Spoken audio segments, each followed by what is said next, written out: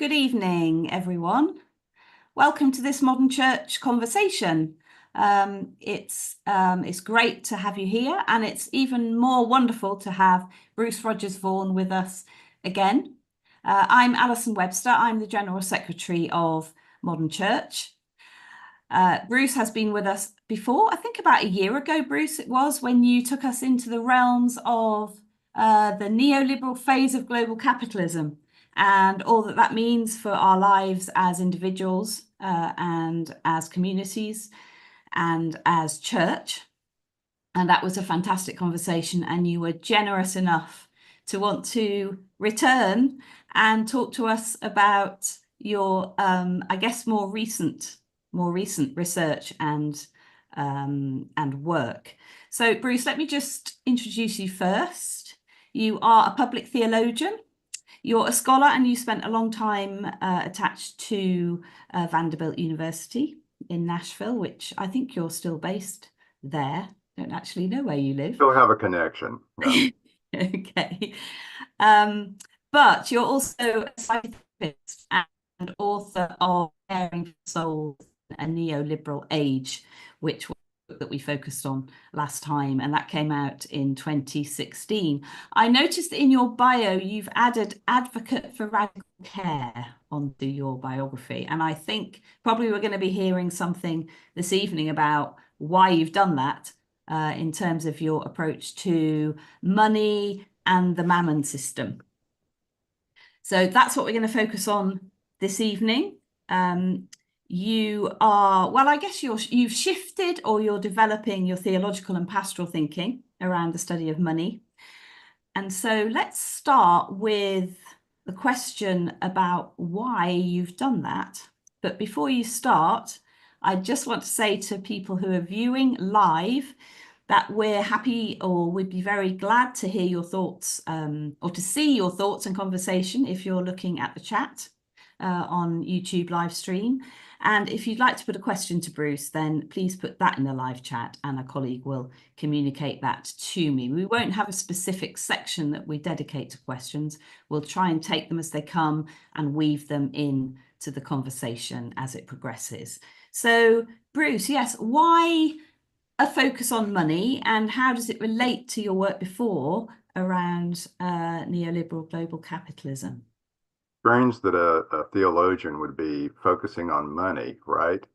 I gave a keynote address to the American Monetary Institute a couple of years ago. I think I was only the second theologian to address that group.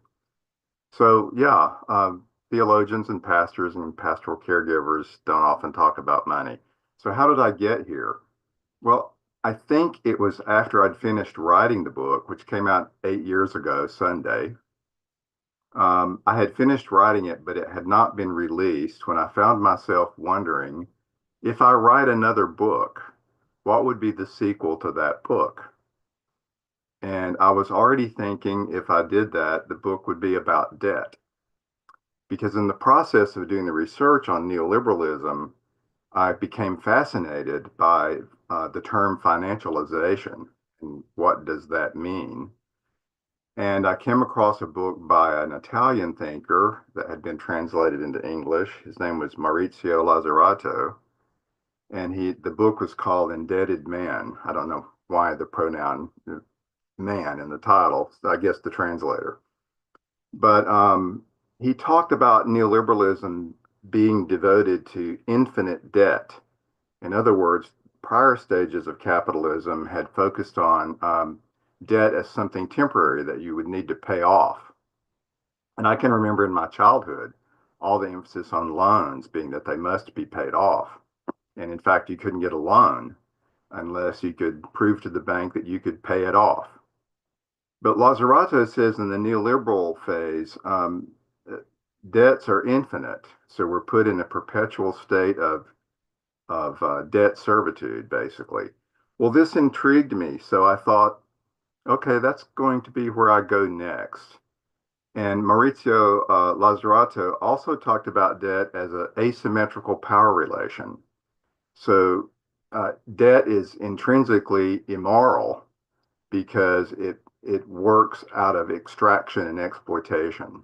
of others. So I thought debt. And then as I was reading further, this was well after the book came out, I came across something that simply astounded me. And that was the fact that the vast majority of the money in circulation, not only in the US and the UK, but globally, is generated when people take out loans. So approximately 95 to 97% of the money supply is created when you go into a private bank and take out a loan for a car, mortgage, education, or whatever. Most people think that that money is in reserve and the bank is lending you money they have in reserve. Well, that's not the case. And then there's the intermediary theory of banking, which had the idea that the bank was multiplying up its reserve. Well, this turns out not to be true either. Further research has shown that when you sign papers for a loan, the bank at no point checks on its reserves. So when they deposit that money into your account, that is new money that did not exist before. This also astounded me because, like most of us are naive about money, we think that governments create money. Well, they don't. Private banks are who creates money in this, well, in capitalism, period, but certainly in this neoliberal phase. So I got interested in this distinction also between fiscal policy, FISCAL, fiscal policy, and monetary policy. So fiscal policy is what we hear about all the time from economists. This has to do with the management of money, basically, how it's invested, emphasis on growth, economic growth, and so forth. But economists almost never talk about monetary policy. And when they do, they limit it to what is the interest that the central bank is charging. That's what they think of as monetary policy. But monetary policy is really about money creation. We hear as youngsters, money does not grow on trees. And yet, in fact, it kind of does. So economists would not say they think money grows on trees, of course, but they do treat money as if it's just a natural thing and it's a kind of neutral counter, a system of accounting or investment. They don't talk about how money is created. So I began to be exposed to works like of Michael Hudson here in the States. Philip Goodchild there in the UK is at the University of Nottingham. He wrote a book a few years ago, 2009, I think, called Theology of Money. And I came across a religion scholar here in the United States named Hollis Phelps, who wrote a book called Jesus and the Politics of Mammon. And this all began to further my thinking. And so this brought me to the notion of monetary reform, because the fact that money in this capitalist system and now neoliberal system is based on debt. And in fact, when you pay off a debt, you actually destroy money. You take it out of circulation. But the fact that money is based on debt means that it is intrinsically exploitative and repressive. So money becomes, from the standpoint of money creation, a moral problem. The only ethics in fiscal policy has to do with, how we're managing our money. But in money creation, it's intrinsically a moral issue. So that's kind of how I got here. And I want to move toward a different kind of monetary world. Uh, there actually are alternatives to basing money on debt that have been tried in history, and we're shielded from this knowledge because it would just tear up the system we have if people knew about this. So let me stick a pin in that, Allison. We'll get to some of the details, I'm sure, as we talk further. Sure. So that immediately makes me think of there must be then a very clear two-tier system. So in the UK, if you are poor and you live in a community that is poor, the only way you could borrow money is to be part of a very community-based initiative called the credit union. I don't know whether you have them in the States, but it means Yes, we people do. put in, yeah, people put in, they have to establish that they can save small amounts of money before they're allowed to borrow a relatively small amount of money.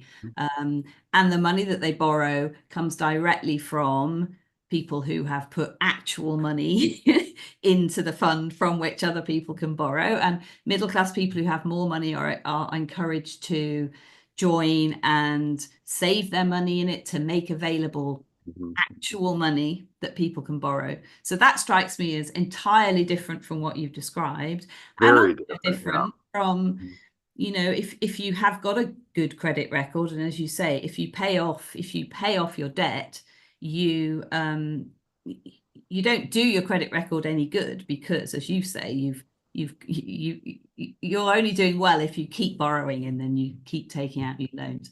So that's the first thing, and that makes me think, okay, so this concept that how money is created immediately makes me think of how inexpert most of us are in understanding any of that, even the difference between fiscal and monetary policy.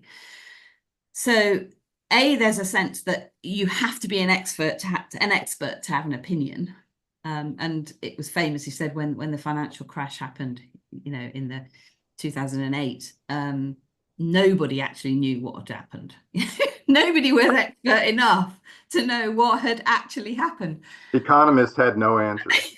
Yes. And our Archbishop then, Rowan Williams, I heard him talking very easily about quantitative easing on Radio 4, and I was thinking, how does he know this? So, I mean, I'm just saying that, how do we as people of faith have the confidence? How do you have the confidence to actually get into this world and proffer opinions about something that we're all told we're not expert enough to have an opinion about? Right. One of the challenges, if I do write in the book, is to simplify all this because, I thought theologians were bad about talking obscurely, and creating a whole rhetoric that nobody understands. Economists have beat us at this game, and if you read statements and reports, for example, by the Federal Reserve in the U.S., the central bank, they're impossible to decipher, even if you have 6 PhDs after your name. So, and it turns out, by the way, and I've learned this from people like Michael Hudson and Richard Wolff, who are here in the U.S. They're sort of heterodox economists, they would call themselves, and they pointed out that economists don't know much about monetary policy. Some of them don't even know that it exists per se, except in that very limited sense of how much the central bank charges for interest. So we really can't lean upon the economists for this knowledge. We have to read people mostly outside the economic field, except for a handful of dwindling number of heterodox economists, such as Hudson and Wolff. So, and I should mention, by the way, that this has not always been the case. The public, as in you and me, regular people, were once heavily involved in talking about monetary policy. In fact, the British colonies that later became the United States were extremely experimental when it came to how money would be created. Probably, some historians say, more creative than prior points in history, and more creative even than since. But according to Jacob Feinig here in the U.S., who has written a book, I'm looking at it here, called The Moral Economies of Money, Feinig says that since the establishment of the Federal Reserve in the U.S. in 1913 and the New Deal under Roosevelt, we have experienced monetary silencing. So the public no longer talks about monetary policy the way they did all the way up until, in the U.S., the 1930s. There was even a political party in the U.S. called the Greenback Party that existed for no reason other than to talk about money creation. So we've lost this, is what I'm saying, Allison. This used to be a subject upon which just regular people, mechanics and farmers and teachers, talked about how money was created and what it implied in terms of morality. We just don't do that anymore. So I probably don't need to ask in whose interests that silencing is, but you can explain Make one guess. in whose interest is that silencing. And I want to talk a bit more about the effects of that, the system, of, because I think you had more to say about the notion of debt, and Yes. what that does to people in also, but practically in terms of exclusion. I mean, I've already hinted at some elements of the exclusion, that there's one system for poor people and there's another system for the middle people, and then there's a totally different system for the top 1%. But what do you think it's done to us as individuals and as communities, that we are actually, most of us, enslaved constantly to debt one way or Right. another? Well, so what it's doing to us, certainly to the poor, but I would say to everybody who isn't in the top, say, 10% in terms of income or wealth. To the 90%, it has impoverished us economically. I mean, literally impoverished us. So it turns out that it matters a great deal who gets to create money. So if money is, think about this, if 95, 97% of money is created by private banks, now not the government, we're talking about commercial banks like you and I make deposits in. If private banks are creating money, the question then comes, like you just mentioned, on whose behalf? So how does that way of creating money, who benefits from it? Well, the answer is the investors in the banks, the shareholders. These banks are owned by shareholders. So this means that the creation of money, ironically, is not held to any public accountability. The money is by definition undemocratic. It is not subject to being checked by, um, uh, power sharing. So that matters a great deal because the banks are creating money basically for the ruling class. And they even decide not only when and how much to create of the money, they decide who gets it first and for what purpose. Let me turn it around the other way to make it, when I realized this is when it made my head explode. So in the United States, and I'm sure in the UK it's similar, if a bill comes up before US Congress for debate that will provide shelter for the homeless, that will provide expanded educational opportunities, that will provide food for people who are hungry, what is the first thing that gets asked on the floor of Congress about this bill? How are you going to pay for it? And once that question is asked, the bill is practically dead. It gets nowhere. So here's the question. Why should the US government borrow the money that the US Constitution gives it the authority to create itself? US Congress can create the money out of thin air, just like banks now create it out of thin air. I used to joke with my students at the Div School, you've heard the term fiat money, money that has no backing by precious metals or anything else. And I joked with this is kind of a dad joke. I joke with my students that all money is fiat money. What really matters is who is driving the fiat. So when the ruling class is driving the fiat, money creation benefits only the extremely wealthy people. So that's what's at stake here. Not to mention, as I suggested, that we in under sovereign states and the governments of sovereign states, the public is deprived of opportunity, economic opportunity for healthcare, for education, for the things that the public really needs, because private banks are not going to loan for that as much. And when they do, it still leaves the problem of money being based on debt, which, as I've said, is an asymmetrical power relation. It is extractive and exploitative from the get-go. So in the money reform system, among money reformers, we're arguing to make money a public utility, just like electricity, education, and healthcare. I got So, in the weeds a little bit, Allison, so pull me back out. well, it comes back to this idea of none of us is none of us is allowed to have an opinion. I mean, in our political conversations here, and I'm sure it's the same with you, there is a sense that we're supposed to understand the national and the global economy as though it were just a big version of your household economy. Now, you Mm, talked about Margaret Thatcher last time you were on a right, conference. But, her big thing was, it was just, my dad's a grocer, that if you've got to run the country like you run your household, like a housewife would run her, and it would be the housewife who dealt with the money. Make sure that you don't live, you have to live within your means.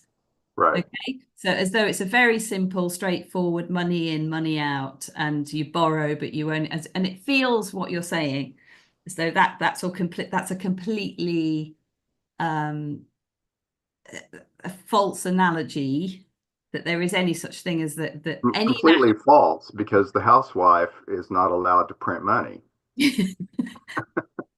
which is She why we goes were to told jail. by one of our former prime ministers in very uncertain terms that there is no magic money tree. So we've been told that, but so yeah, and I think what we then get into is um, the history of this, and I'm wondering what you're in terms of how you're saying about the extractive elements, how this relates to history and colonialism, Mm, and um, you and I are both following a thinker called Bayo Akomolafe, who has yeah. said, and I'll read the quote: "Money is a how, not a what. It is not a thing, it is a mode of relations, a practice that precedes and exceeds the thing we identify as money, an ecology of anxieties, rituals, modes of accountability, desire captured in the labors of the plantation." Um, so this this idea, the history of colonialism, is all tied up in this sense of Mm, what money means. And so the conversations we're now having about financial reparations, I mean, this because which is all about, well, we don't have that money to give back to you. right. We've extracted this money, but we don't have it to give back. And it all comes back to this idea of money as a thing, doesn't it? And Yes. And typically we do see money as a commodity, as a thing that exists when it's really a social process. It's really a political process. So again, there in the UK, Nigel Dodd, this was after my book came out, wrote a book called The Social Life of Money. That's the cover of the book by Nigel Dodd, and I think he teaches at the London School of Economics. How about that? And he is saying the same thing we're saying now, that money is not a thing, a commodity. It's a social process. And when you base money on debt, it's a social process of domination. And of course, it's colonialism. So it's the new face of colonialism today. And there are multiple scholars out there who are writing in the mode of post-colonialism and decolonialism that are pointing this out, that in the neoliberal phase, sovereign debt, the money that nations owe, like because of the IMF, the International Monetary Fund, and the World Bank, the same nations that have become indebted so far that they'll never be able to repay their debts. So we're talking about whole nations that are being treated like debt slaves. They pointed out that it's the same nations that were subordinated under the old colonialism of industrial capitalism during the British Empire, for example. So the map is virtually the same. in terms of parts of the world that are dominated by this money system. So we can look at this in terms of international politics. We can look at it in terms of within a country, the way it oppresses its citizenry, and even the psychological effect on individual human beings. There's a study that just came out about a year ago here in the States that it's about 2,000 subjects. It was a good empirical study that said that about 65% of the citizens of the United States exhibit PTSD-like symptoms from worrying about money. And when they tracked it down and broke it out by age groups, Gen Xers and millennials, younger people, it was 75% experience PTSD-like symptoms from worrying about money. So this monetary system that we have now that's extractive and exploitative, where money's created out of debt by private banks, is literally killing us. It's killing us. And when it's not killing us physically by impoverishing us, it's killing us psychologically and relationally by depriving us of power and having a voice in our governments. And that focus on young people. I remember Bishop Peter Selby, who wrote in the late 90s here in the UK a book called Grace and Mortgage, which, and I remember him saying that it was when student loans first came in, because for people of my generation, you didn't have to take out a loan to do your further study. The state Mm-hmm. would pay for you to have that, to get that degree, would invest in you in that sense. And he said at the time, this is going to completely change the relationship between our feelings and our relationship to education. And of course, as that, and in the introductory blurb to this evening, we were drawing parallels between all our different aspects of national life, which are no longer paid for by the state in that sense, because there's always a middle agency which is creaming off profit and which is designed to be more efficient, we were told. But actually, as soon as you build that in, whether it's a water company or their social care service or education, you've got a completely different, as we're saying, system of relations and systems of power that are at work. And I kind of feel like we weren't told that. I mean, it kind of felt like it wasn't a big deal. It was just, oh, these monopolies are inefficient. We need to have a system where you get a whole load of people who can bid for something that will be more efficient. But what we have only understood as the time has progressed over 10, 20, 30 years is that it's completely changed the nature of the education or the care or whatever it is that your service that you're wanting to be a good service for the health and well-being of communities. Right, right. And I think we have to break this conversation out of its confinement in economics departments and economists at think tanks and so forth. We got to reverse the monetary silencing. And the first step is get this, like we're doing in this conversation, get the discussion of money creation back out into the public where it belongs. But there's going to be a great deal of resistance to this. There already is. So I'll talk later about opportunities for what we can do. But I recently was watching a video of it was Michael Hudson and Richard Wolff at the same time being interviewed for a YouTube podcaster. And both of them at one point in this like 3 hour interview, we're not going to talk that long, Allison, but at one point in this 3 hour interview, both of those men who are heterodox economists, they want to break out of this monetary mold we're talking about. They both talked about how difficult it was to get their books published. In one case, Michael Hudson's book went up to the Yale University Press for publication, and the entire board for Yale University Press said they would resign if they publish his book called Killing the Host, which is a book about debt. So you can imagine if that's happening to major names, figures in the field, um, there's active opposition to us even having the discussion we're having on this live stream right now. Which takes you into there's an interesting question that's just come up on the WhatsApp, which is a question about crowd-funded microfinance and whether that, where individuals support other individuals to do stuff that maybe other more established funding agencies won't touch, is that whether that is a kind of way of subverting this whole notion, that the whole notion of debt as a as an immoral thing and a problem, but actually takes you into in what sense can it be a constructive mutual support mechanism? I don't know whether you feel about crowdfunding and that. Well, as a monetary reformer, I'm on the board of the Alliance for Just Money here in the United States. So I'm an activist as well as someone researching this. As a monetary reformer, I think that we actually need lots of approaches that are outside the box.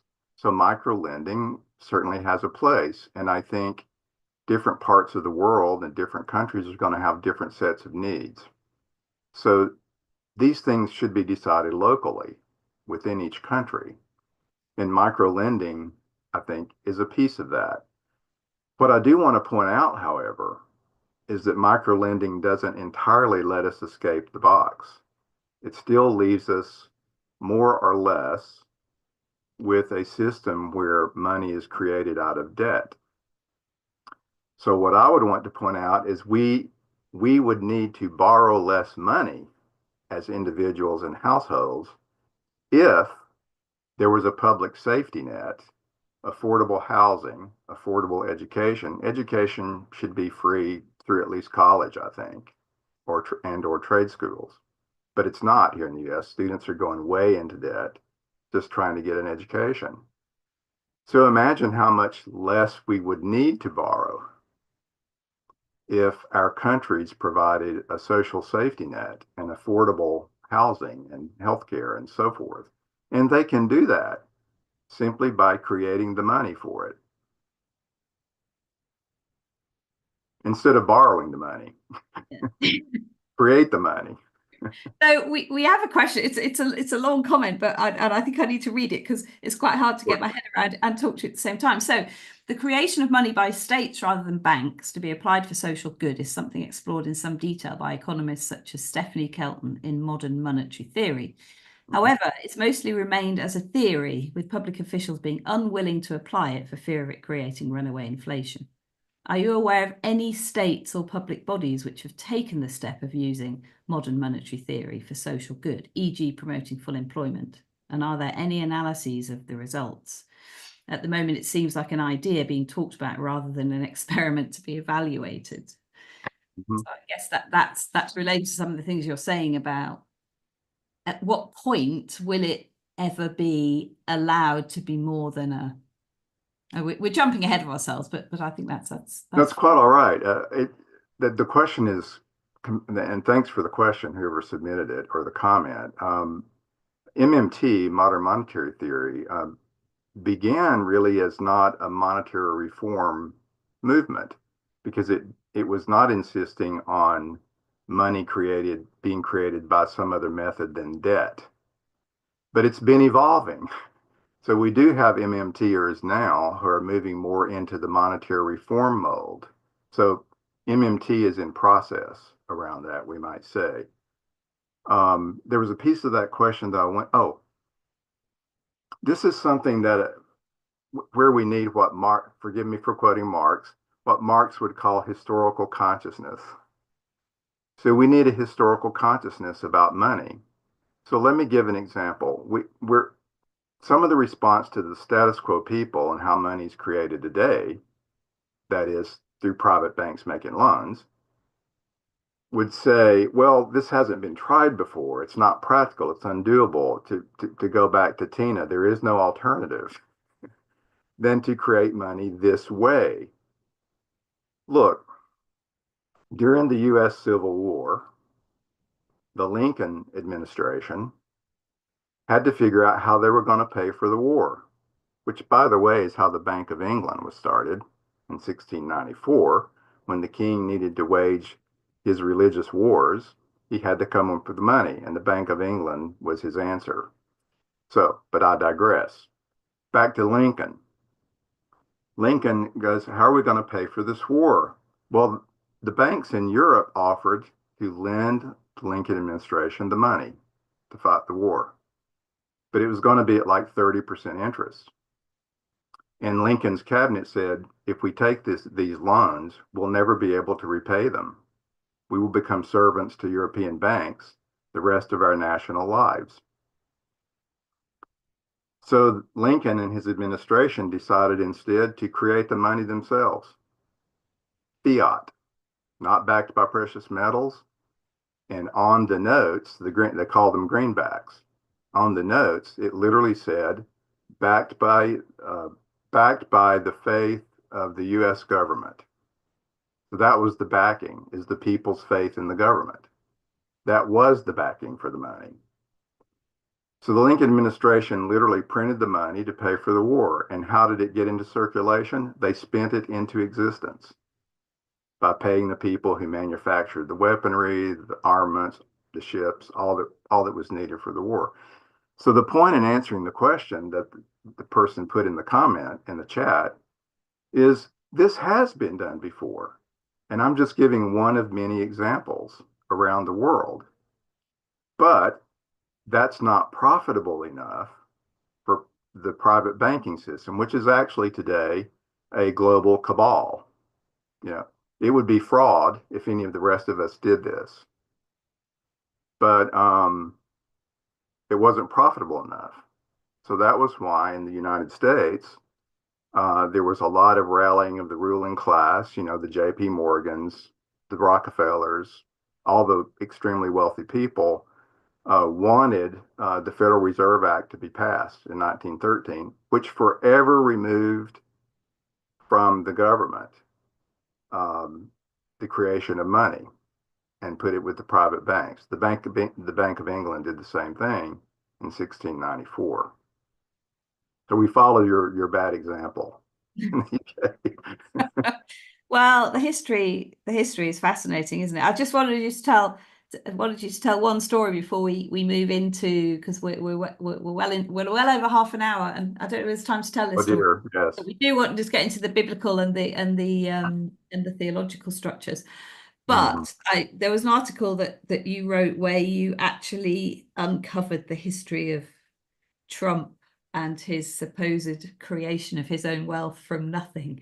Maybe you can just briefly tell that story, because I thought it was quite fascinating, really. The Right. so-called self-made man. The article was not so much about Trump himself, I suppose, as it was using the story of Trump as the story about how we create money these days, and basing it on debt. You know, money's based, as I said before, on debt, and because of this, global debt now exceeds by trillions the combined gross domestic product of all the world's countries. We literally may never claw our way ourselves out of this debt, even as sovereign states, much less individuals and households. So it's a huge problem, and shortly we'll get to religious and theological reasons why we should be concerned about this. Um, so let me stick a pin in that, I guess, and Okay, sure. push this a So, little further down the road. yeah. Well, let's move into theological inspirations, because I know you mentioned Michael Hudson, and I don't think he's a theologian as such, but obviously he has written quite a lot about the Jubilee system, and so Right. both Hebrew Bible and New Testament. Where do you go to? What do you see in the biblical materials that is Well, helpful in this I'll, context? I'll, I'll hold up Michael Hudson's book. I guess pull it back from the camera so you can see it. this book actually came out sometime after my book, so I didn't have the advantage of this book when I was writing.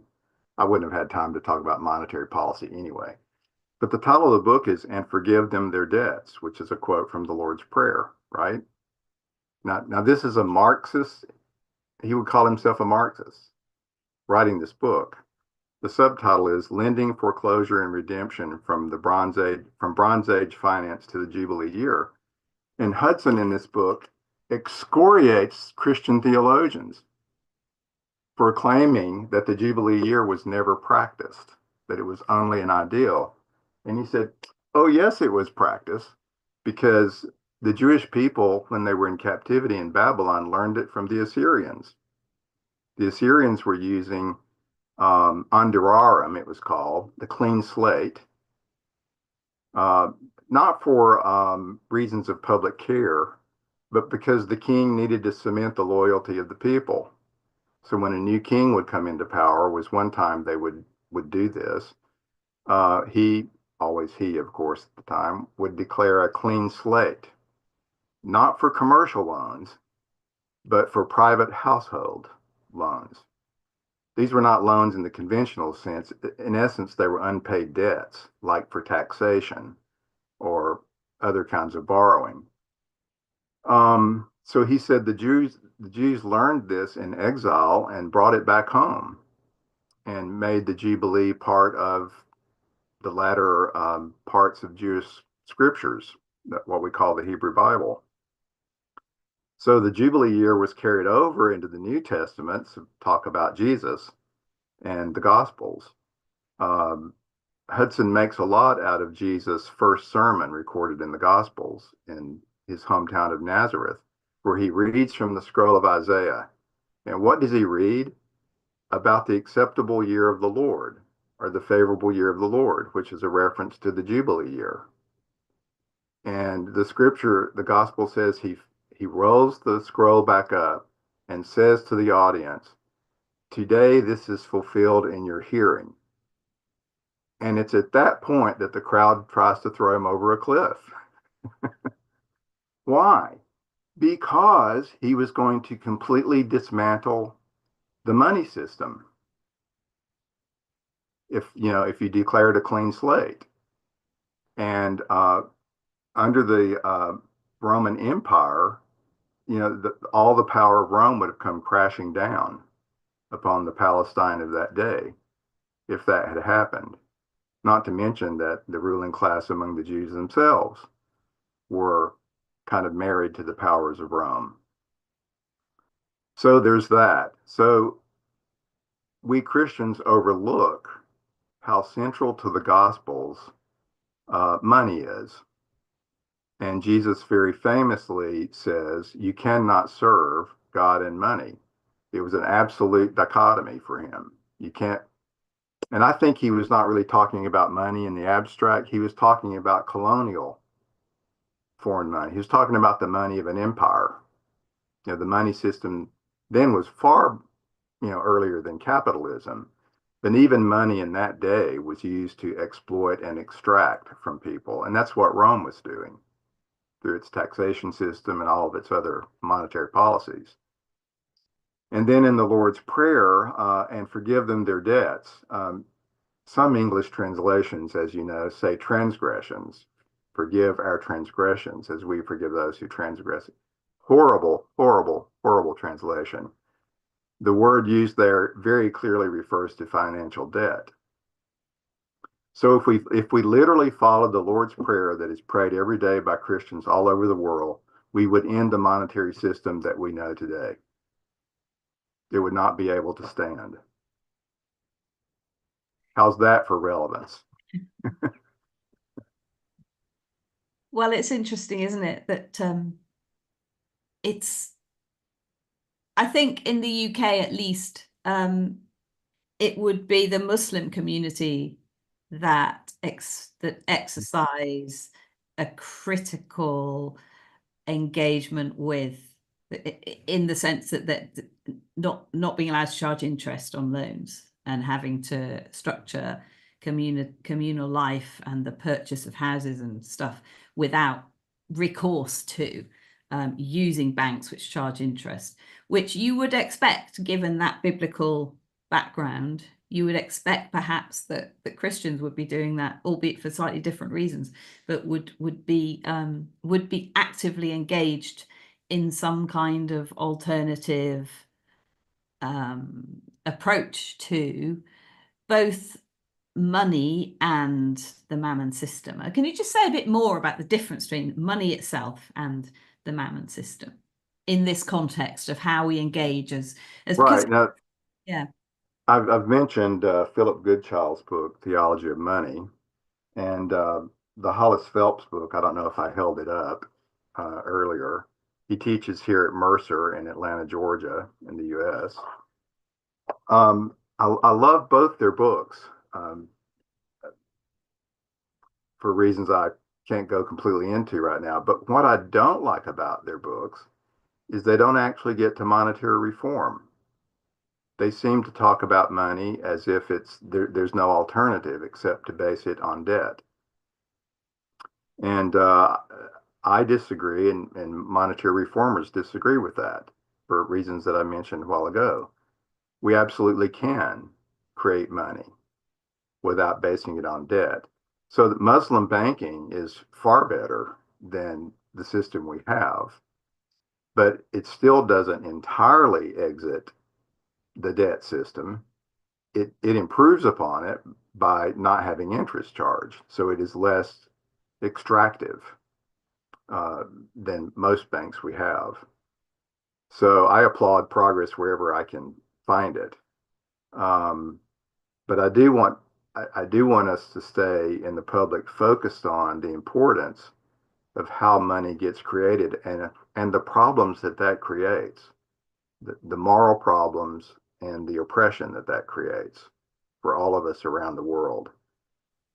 So, So, so thinking kind of philosophically and psychologically, talk me through the structures of indebtedness.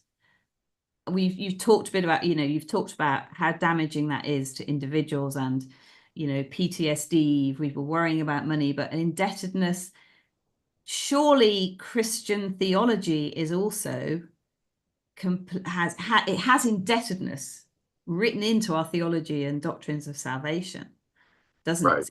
So how do we start and has done for a very long time? Yeah. How do we dismantle that? Yeah, there's some sources and threads, of course, in the New Testament even, and the Hebrew Bible that can be used to sort of rally the idea that money is based on debt and the idea of debt in general. The O system of sacrifices, for example, of making sacrifice, kind of implies this. Well, this evolved over time. Adam Kotsko wrote a book. What was the name of that book? The Politics of Redemption, The Social Logic of Salvation was a book he wrote a few years ago. And he talks a lot in that book about Anselm of Canterbury. And St. Anselm is the one who created this sort of substitutionary theory of atonement and the idea that redemption was literally the paying off of a debt, the debt we owe to God. He said we're doubly indebted to God, first by creation and second by sin. And so he said this creates a debt that must be repaid. And the answer to this in his theology was Christ's substitutionary death on the cross that paid for all of that. So we've inherited this kind of thinking over the years in Christianity of thinking about salvation as debt forgiveness. But the problem, Kotsko says, is that this turns God into the great creditor. So then we have an image of God that is intrinsically extractive and oppressive. So it's another top-down way of thinking about God, that God is over us and is the potentate that must be obeyed and so forth, omnipotent, omniscience, and all the rest, rather than the notion of God as a partner in creation, as one who suffers, as one who loves. So in the article that I wrote, that I think I shared with you a number of weeks ago, I suggested that we need a salvation without redemption. Redemption, of course, is an economics word and refers to the paying off of debt. But not all of Christianity has had this theology of salvation. The Eastern Church, for example, has consistently talked about salvation as the restoration of relationship. And sin is the breaking of relationship with one another and with God. Salvation is the restoring of that fabric of relationships. I think that's a much more compelling way to understand salvation. Why does it matter? Well, because if we continue to think of salvation as repaying a debt and owing God, then I think that kind of thinking just justifies the monetary system as we have it today, where people in the ruling class are justified in what they're doing because they're patterned after God. I do want to add another thing. This has to do with the theology of money. I've already referred to biblical resources, but theology itself, I think, is important because, well, there's a quote here in the Phelps book. If I read it, I think it'll bring this to the front. He says, money actually transforms the world, turning the seemingly impossible into the possible. Like the biblical God, it creates the world in its own image. The reason I think that quote is important is because it shows us that money has its own agency. So when Jesus said you cannot serve God and money, he was pointing, one of the reasons for that is that money has the power to force us into these, what Lacan called forced choices. We only seem to be free, but we're limited by the debt we owe, and we have to repay it. I saw a bumper sticker a few years ago that was, I guess, riffing off the song in the old Disney movie about what was it, Snow White, I think, where the elves are singing at one point. They're the laborers in the movie, yeah. And this bumper sticker said, I owe, so off to work I go." Well, that's the vast majority of us. We can't really have a lot of um, reform going on because if we say too much, if we try to rebel against the system, we're held over a barrel by our debts. We can't afford to. So this is part of the monetary silencing too, is that we're all indebted. So we can't afford to stick our necks out. And more than that, it has agency. It forces us to conform to it. and it also has its own structures of, well, it's not money that has its own structures of value, but we have our own structures of value that we use money to reinforce. So artistic, imaginative, creative activities are not considered to be making a positive contribution Right. monetarily. Therefore, we undervalue. So I think a lot of people are, they do it, I owe, it's off to work I go, so that I can actually in my spare time do the stuff that, from my point of view, is really productive. Mm-hmm. But it's But, the, yeah, yeah. So it removes our freedom. yeah. We have to work to pay our debts. So the sense is not just that you're enslaved to paying debt, it's that you're also enslaved to a salary to enable you to have a life. And it's, I think a lot of people think of their working life. I mean, it's often said, isn't it? You're really lucky if you do a job, the thing that earns you the money is actually what you enjoy, because for most people, Right. it's not what you don't earn the money through something you enjoy. You earn the money in order to do something that you enjoy, or in order to invest in things in terms of time and resources that you actually value, which is which I think theologically. So if you think of, I'm thinking of the concept of stipend for clergy. Hmm. distinct from a wage because it has a particular you're being rewarded monetarily, but only to the extent that you need enough to live on. Hmm. It's a whole Hmm. different sort of it's a whole different system of thinking about um, how we spend time and how that equates to money. Um, Hmm. I did just want to, and I'm noticing time's getting on, but what else you wanted to say, Bruce, about how we change all this? And you've talked about monetary reform, you've talked about creation of money. I'm thinking about how much churches in particular are on the sharp end of this, in the sense that many churches are dealing with the fallout in terms of, homelessness and food inequality and all the effects of debts that can't be paid. So what do you think are the positive things that we can take away and work on, which the mammon system, doesn't want us to know about? Right. I think we as churches are getting stuck in the charitable giving mindset, and we forget that the whole idea of charity is built on the very inequality we're talking about. So, I mean, it's better than nothing, right? But charity is built upon the fact that some people have the money and others don't. So that's what we're needing to change.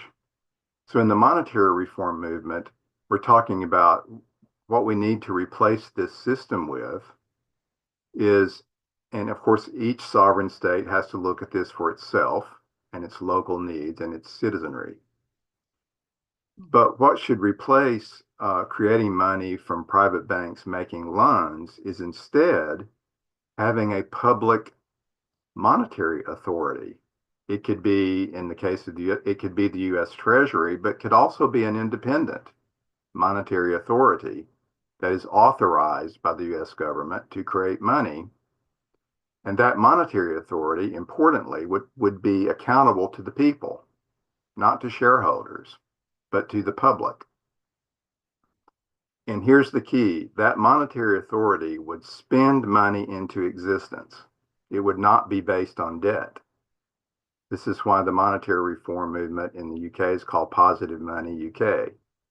It's positive money because it's not based on debt. It's simply spent into existence. This sounds unfathomable, like too good to be true. But money's created out of nothing anyway. So why not have our monetary authority create money by spending it for things that we as the public need, for healthcare, for feeding the poor, for education, for all the things that I named earlier. Not, for example, for war, right? So this is what we're campaigning for in various ways in the monetary reform movement around the world. So I think one thing that churches could do is not be contained only to charitable, um, as much as important as that is, because we still live in the current system. But I think churches could be helpful by joining the monetary reform movement, which is still a very small movement. AFJM, the Alliance for Just Money here in the States, only has about 100 members. We need a lot more members. We're small because the knowledge about this, as we've said earlier in this conversation, is hidden from public view. So we need to join together. Join.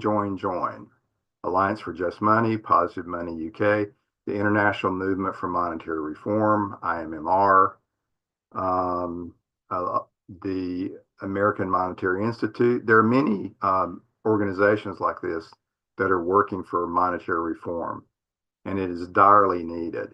And I say should be part of our Christian mission to join in these efforts.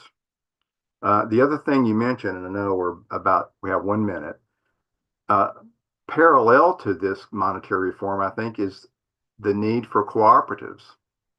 So a banking co-op is a credit union. Credit unions are banking co-ops. There are many corporations that exist today that are cooperatives. Um, I buy a lot of products in the grocery store by the Land O'Lakes company. Well, that's a farmers co-op. There's insurance cooperatives. We don't have to create them. They already exist. So we can support cooperatives, we can form new cooperatives, and we can even change existing for-profit companies into cooperatives, workers' cooperatives. One of the largest companies in Spain is a workers' cooperative. So these are the kinds of things we need to be working for. And by the way, I'd highly recommend the film that you can find on Netflix right now called Join or Die. It's a documentary based on the work of Putnam, who's a sociologist at Harvard. And all forms of human affiliation, including for creating money, are important here. There is something we can actually do. Thank you, Bruce. We need to finish. It's 8 o'clock, but I did put my email address up on the screen so that anybody who wants to pursue any of the ideas, anybody who wants, I know there are people working in the just money movement in the positive money movement in the UK, and people who are very involved in cooperatives and from various theological perspectives and denominational perspectives. Do get in touch with me if you want to contribute a blog to Modern Church. And I should always say, if you're not already a member of Modern Church, please join. But as for this evening, that's a fascinating conversation, Bruce. So much that we haven't managed to get to. I've had lots of long questions and comments. I can maybe there will be a book in the future, maybe. Well, we're looking forward to that. It's almost promised by conversations like this, Bruce. So you need to tell your listeners in the chat to put whether they think I should write the book or not. Okay, we'll send you the considered opinion of the viewers of Modern Church. But I certainly hope you will write the book, not least because you said you will only write it when you've got your head around it to such an extent that you can make it simple. It must be I think simple. where we started, this idea that it's all made obscure and difficult to understand so that we can't critique it, so that we feel we can't have an opinion. Exactly. And ultimately, so that the way the system works is not accountable. We don't know who to hold account for what. And I think that what you were describing as an alternative where people, the policies will be held. You can hold the policymakers, to account for the decisions. So thank you so can do much. this if we work together. Thank you, Alison. Absolutely. Thank you, Bruce, for everything you brought to this conversation. And I'm sure we'll have you back again. But for now, thank you. And thanks everyone for joining and all those who will watch this.